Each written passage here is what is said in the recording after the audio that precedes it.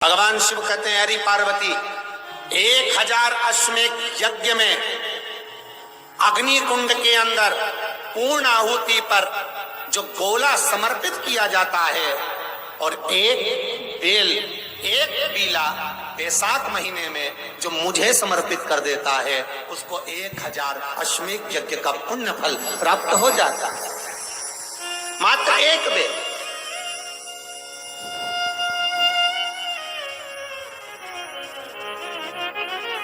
बहुत अच्छे से समझना महाराज, फिर समझ लीजिए। केवल सारे शिवलिंग में एक नर्मदेश्वर महादेव ऐसे होते हैं जिन पर कुछ भी चढ़ाओगे तुम खा सकते हो। भगवान को अगर भोग लगाया तो तुमने खा लिया। भगवान के शिवलिंग को अगर कोई वस्तु टच हो गई तो तुम पा सकते हो। मिठाई हो, चूरमा हो, लड्डू हो, पेड़ा हो, गुलाब जामुन हो, इमरती, भजिया, पकौड़ा, फल फ्रूट जो भी होगा वो पा सकते हो। पर नर्मदेश्वर शिवलिंग को छोड़कर शिव महापुराण के अंतर्गत विद्धेश्वर संहिता में लिखा हुआ है कि बाकी के जितने शिवलिंग होंगे उसको अगर कोई वस्तु टच हो गई तो वो खाने के लायक नहीं रहती, वो सांसारिक मनुष्य नहीं खा सकता।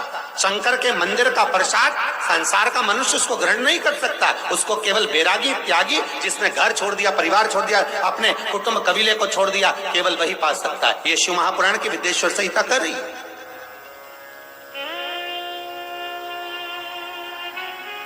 पर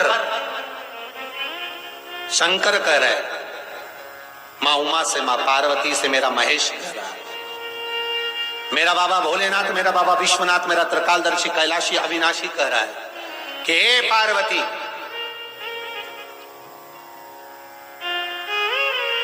एक बीला, एक बेल जो मुझे समर्पित करता है और समर्पित करने के बाद उस बेल की महत्वता देखिए, जो बैसाख महीने में बाबा शंकर को जो चढ़ाया जाता है और 1000 अश्वमेध यज्ञ का पुण्य फल हम प्राप्त कर लेते मात्र एक फल चढ़ाकर, मात्र एक फल चढ़ाकर।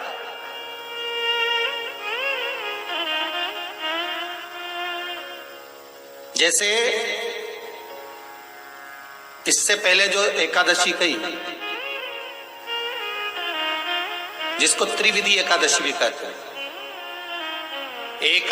पद्म पुराण में लिखा है और विष्णु पुराण में, एकादशी के दिन द्वादशी भी पड़ जाए, एकादशी के दिन त्रयोदशी भी पड़ जाए, मतलब एकादशी, द्वादशी और त्रयोदशी तीनों तिथियां एक साथ पड़ जाए और उस दिन एकादशी का व्रत जो रख लेता है उसको 1000 एकादशी का पुण्य फल प्राप्त हो जाता है।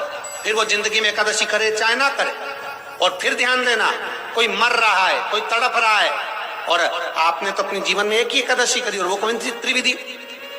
और मान लो कोई मर रहा है तो आप उसमें से अपनी एकादशी में से आप 5 एकादशी दे सकते, भले आपने एक कर लिया, क्योंकि आपने 1000 कर लिए एक साथ, उसका पुण्य आप किसी को प्रदान कर सकते, आप किसी को दे सकते।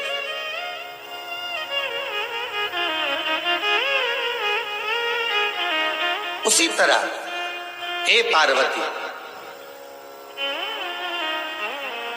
संसार का मनुष्य जब मुझे वो बेलपत्र समर्पित कर, वो बेल का फल समर्पित करता है, पार्वती वो फल जो मुझे चढ़ता है, फिर मैं भले नर्मदा के जल से निकला हुआ कंकर शंकर क्यों ना हूं, फिर चाहे मैं गंगा के जल से निकला हुआ कंकर शंकर क्यों ना हूं, चाहे फिर मैं यमुना के जल से निकला हुआ कंकर शंकर क्यों ना हूं, चाहे मैं सरयू के जल से निकला हुआ कंकर शंकर क्यों ना हूं, चाहे मंदाकिनी के जल से निकला हुआ कंकर शंकर क्यों ना हूं, हे पार्वती, फिर जो भी शिवलिंग पर वो बेल समर्पित होता है वो बेल उठाकर जीव अपने कार्य में ले सकता है। ये मां उमा से कह रहा है। तो उस बेल की महत्वता जानेंगे।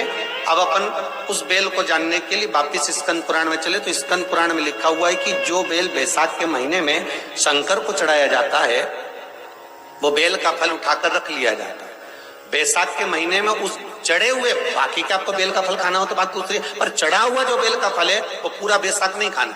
बैसाख के बाद में अगला जो महीना आए उस महीने के अंदर उस फल के अंदर का गुर्दा निकालकर उसको सुखा लीजिए और सुखाकर जिस व्यक्ति को पत्थरी की बीमारी हो और जिस व्यक्ति को पेट में बहुत भोजन पचता ही नहीं है, पूरा शरीर पाचन क्रिया बेकार हो गई, उस व्यक्ति को केवल 7 दिन तक शंकर पर चढ़ा हुआ वो बेलपत्र प्रदान कर दीजिए, पत्थरी भी बाहर और पाचन क्रिया भी ठीक, जिंदगी भर तकलीफ नहीं।